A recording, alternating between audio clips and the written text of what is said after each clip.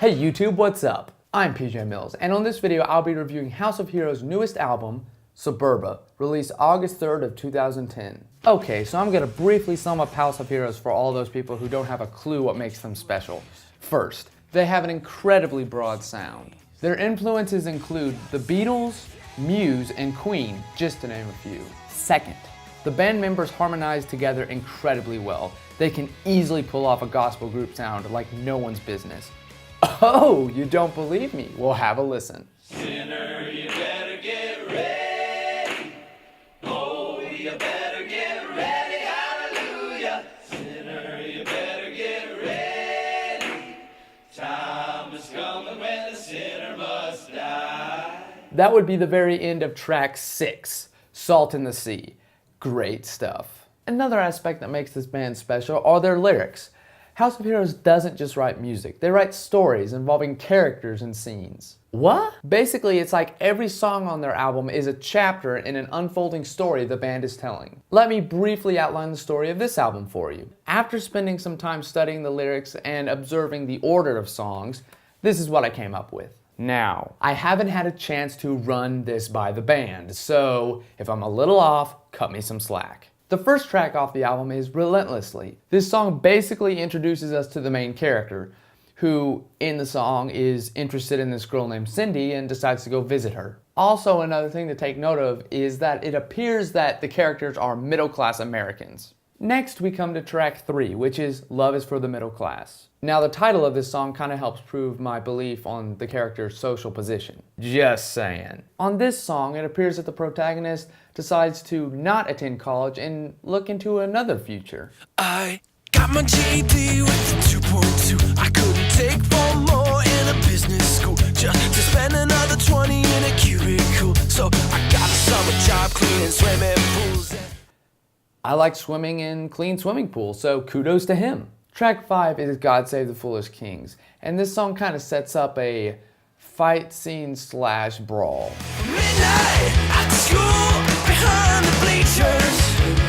Oh, just gotta be a rumble, but the cops won't be notified. So the lions bear their arms, but the king's gonna break the hearts of their babies tonight.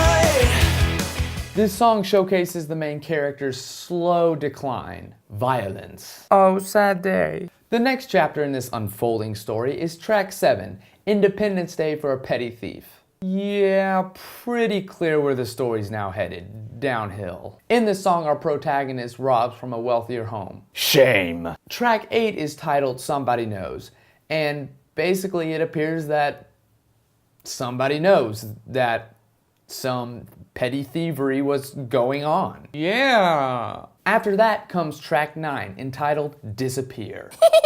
Here it appears that our main character is fleeing in hopes that his past sins will not come to light. Interesting, considering that little gospel gem I shared with you earlier. Sinner, you better get ready. Was there some foreshadowing there? The end of the album is a little vague compared to everything before, but it kind of sounds like the main character is beginning to seek forgiveness for his past crimes. And that, ladies and gentlemen, was the entire story of Suburba, briefly summed up by PJ Mills. Celebrate. Now to spend some time focusing on the sound of the album. Another awesome thing about this band is their guitar work. These guys can really lay down some awesome solos. Take, for example, track 12, Burn Me Down.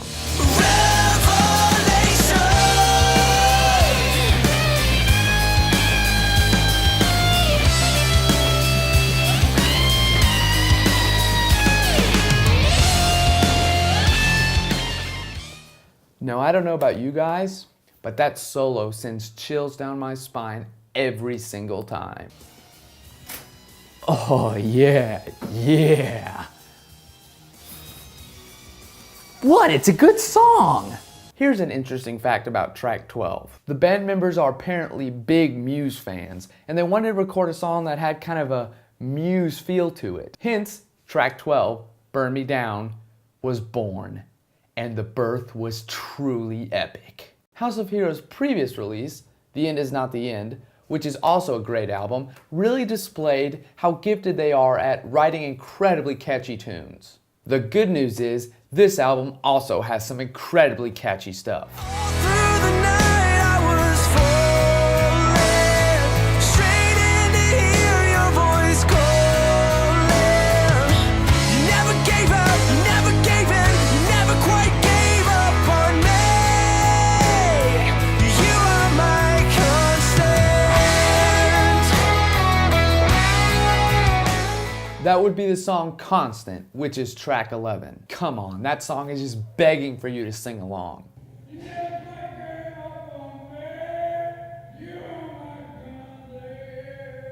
What else can I say about this album? House of Heroes takes us on a musical journey through middle-class America on Suburba. From battling the IRS to emotional scuffles in a high school study room, House of Heroes offers us quite the ride. And the best part of it is, the music never gets sacrificed for the good of the story.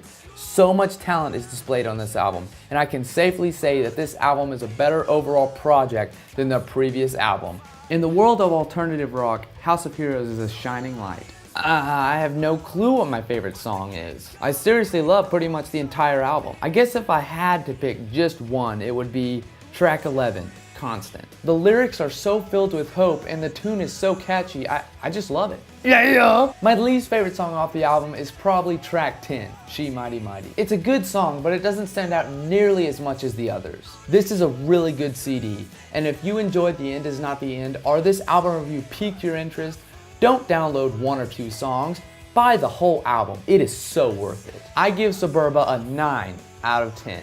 Awesome job. Great from start to finish. Oh yeah, and if you ever happen to witness an older man fainting, don't be a jerk. Give the old guy a hand. Who cares if he was about to beat you with his bat collection?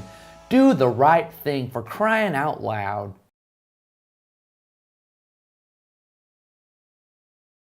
Hey everyone, if you enjoyed this video, why don't you check out some of my other album reviews and let me know what you think. And don't forget to subscribe.